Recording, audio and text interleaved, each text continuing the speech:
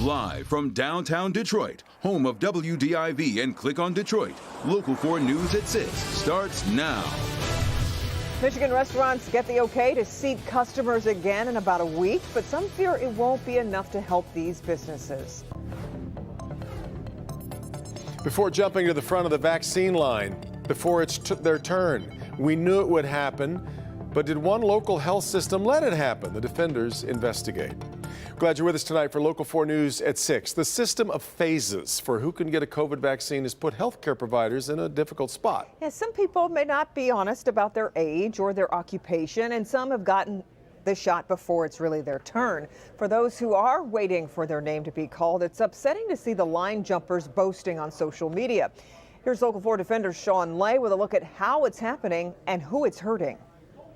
The Local 4 Defenders tonight exposing people who are now jumping to the front of the COVID-19 vaccine line and just how devastating this is for people who need a vaccine but can't get one. I'm exhausted. I've been doing this job for 37 years. I have never worked so hard than I have during this pandemic. Therese is a frontline mental health care therapist. She helps kids in their homes as they struggle during this pandemic, putting herself at risk for COVID-19. She's eligible for a vaccine. Therese says trying to sign up with her provider, St. Joe's, has become another full-time job. I have tried every which way to get into that system daily, at different times of the day when I have, availability in between. I've gotten kicked off, system doesn't work. But other younger and not frontline workers apparently have had success getting vaccines from St. Joe's. One man bragging on Facebook that he and his wife got shots from St. Joe's. He was asked, "How did you get in line before my dad?" The response, "I'm essential, I guess." Wink. The Local 4 Defenders asked St. Joe's why this is happening. Okay.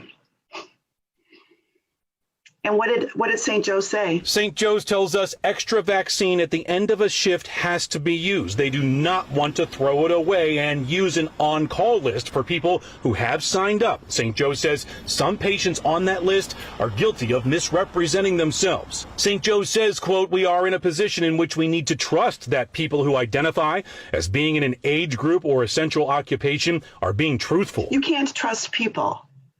I mean, that's ridiculous. I'm sorry. You can't trust people. It is incredibly disheartening, disappointing, and it's scary for my colleagues and myself. Those people that are bragging about getting a vaccine, I want to ask them, how do they feel about us that are actually doing the work and are 30 or 40 years older than they are? Well, tonight, Therese is calling on the state to take everyone that has a medical license and get that person a vaccine appointment right away. Also, we put the entire statement from St. Joe's on our website. ClickOnDetroit.com. Sean Lay, Local 4 Defenders. Okay, Sean, and the issue of vaccine line jumpers was brought up at today's state coronavirus briefing. Here's what Chief Medical Executive Dr. Janae Caldoun had to say about it. We are working with our pharmacies, our local health departments, and our hospital systems to make sure they understand the guidance that we've put out when it comes to who should get a vaccine and those equity principles. But I'll also say any vaccine that's placed into an arm is not a wasted vaccine. No human being is fully immune. Well, we hear from people each day who are concerned by what looks like a very slow rollout of vaccines in Michigan. So is that really the case? And where does our state stand compared to other states? Our Grant Herms listened in on today's state's update and joins us now. Grant, everybody wants this to happen really quickly, but we keep hearing about these shortages. Yeah, there is no secret that the state has lagged behind expectations for this vaccine rollout. But today, the governor and Dr. Janae Caldoun both saying that they think the state is heading in the right direction, and they're confident that help is on the way from the new Biden administration. The state's top doctor Friday laying out slow progress in Michigan's vaccine distribution. And I'm very pleased with the progress we've made in the state, with over 598,000 doses of the COVID-19 safe and effective vaccine going in arms.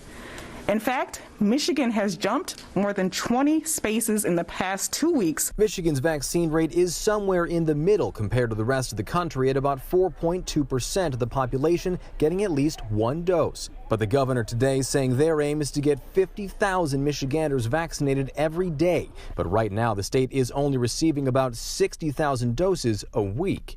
That's our universal frustration.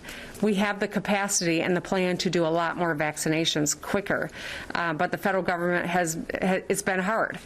They have not gotten us what we need. Whitmer did praise the new Biden administration's use of the Defense Production Act to ramp up vaccine production, although there's no telling how effective the order may be. I have been calling on the federal government to take this action for quite a while, and I'm happy that President Biden recognizes the importance and knows that we cannot end this pandemic unless we work together. It was also unclear whether the state would be allowed to buy 100,000 doses of the Pfizer vaccine. The governor's request still needs federal approval. And Republicans were quick to point out that it was former President Trump who also used that same production act to get things like needles and syringes produced faster to get more vaccines out. There's also some more good news tonight. Dr. Khaldun saying that the vaccines that are out right now appear to be effective, Kimberly, against that new, more contagious strain of the virus that we know is already here in the state. Back to you. Okay, Grant, thank you. Now, the governor also announced a new MDHHS order saying restaurants can reopen for indoor dining starting February 1st. But they can only do so at 25% capacity with a limit of 6 people per table. There's also now a curfew of 10 p.m. Restaurants have to collect the names and phone numbers of dine-in customers in order to facilitate contact tracing, should that become necessary. Restaurants do have the option of seating people outdoors in 4-sided tents. The order, though, lasts 3 weeks, expiring on February 21st, and we'll see where it goes from there. Now, State Senate Majority Leader Mike Shirkey doesn't feel that's good enough, putting out a statement today saying, quote, granting restaurant owners an arbitrary and meager percentage of operating capacity will not help them bring their businesses back from the brink of failure. If the governor thinks 25% is adequate, perhaps Governor Whitmer should only receive 25% of her salary. Now, the latest on the coronavirus numbers, the state reporting more than 2,100 new cases and 17 deaths in the last 24 hours. State's case count continues to plateau with the 7-day positivity rate now below 7%. And a major shakeup at the top of the state's Health and Human Services Department suddenly. Robert Gordon announced his resignation this afternoon on Twitter. Elizabeth Hertel takes over as director of the department. She was the senior chief deputy director for administration. All right, we are on the down part of the temperature teeter-totter as we look ahead to some significant snowfall. Ben's here with a chilly forecast and more than that coming early next week, Ben. Yeah, it's like when your friend gets off and then you just kind of slam into the dirt and that's not the good stuff. But yes, we are going to be seeing the bottom of these temperatures here in the next couple hours. The bad news is it's going to be the coldest that we have seen since February of last year. We're 22 officially. The teens are already showing up. And it's 15 to 20 degrees colder than it was yesterday at this time. So if you're going out tonight, obviously bundle up. Those temperatures headed to the teens as the clouds continue to break. So the good news is at least we're going to see some sunshine tomorrow. You see bright skies there to start your Saturday. Clouds come in the afternoon, especially north of 8 Mile. And the snow does come back by Sunday. We'll see some snow showers with minor accumulations there. But that is not the whole story. We're going to be watching a fairly big system on Monday and Tuesday. And if you want to get a sneak peek at that in the 10-day forecast, it is on the Local Forecasters app. Download it for free in your app store by searching WDIV. And we'll talk more about those snow totals in just a few minutes. Guys? Hi, Ben.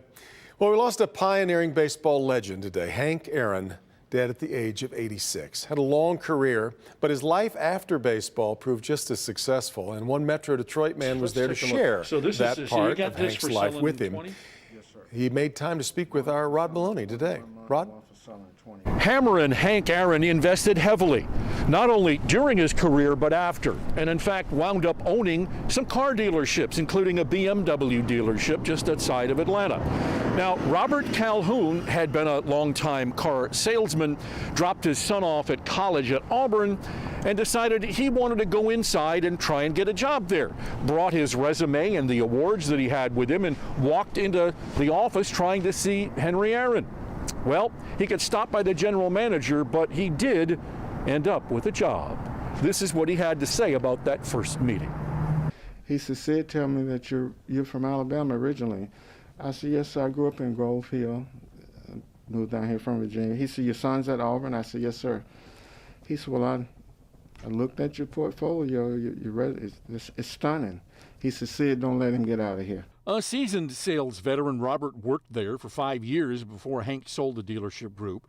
When salespeople won awards, Hank would sometimes autograph baseballs for that salesperson. Robert won 2 of them.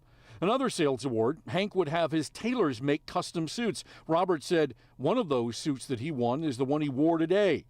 He recalled one of the conversations after a particularly good month. You treat me like I'm your son, sir. I said, I'm very grateful. He said, well, and as I'm walking across the showroom, he put his arms around me. He said, we're grateful to have you. You have no idea how that made me feel. Robert says Hank quickly connected him to Atlanta's Who's Who, recommended him for an article in Ebony magazine that brought him a lot of local notoriety. He was a nice gentleman. You would never know that he was who he was. You know, such a great guy, such an iconic, such a national treasure. He did not carry himself that way. In the end, Robert says that we have lost a man of great humility, of great inspiration, and who always tried to help others around him understand excellence. Robert said he will always cherish those memories. Rod Maloney, Local 4. Great story. Okay, Rod, thank you. Well, it is official. Online sports betting and casino gaming are available to play in Michigan. Detroit's 3 casinos have all been approved and have launched apps for you to place bets. 7 tribal casinos were also approved across the state. Michigan legalized sports betting in 2019, but until now, players had to place bets in person. Casinos are waiting for the licensing rules to be written, but now you can place your bets. The launch comes just in time for this weekend's NFL Conference Championship games and, of course, the Super Bowl. And apparently people wager on those things. I've heard that before. Imagine coming home to find your other car missing from your garage. Coming up, what happened in a Monroe neighborhood and why police want to find and speak to this man. Dr. McGeorge. Should you take your regular medications on the day you get the vaccine? And can we ever reach herd immunity if children aren't vaccinated? I'm Dr. Frank McGeorge, answering those questions and more coming up.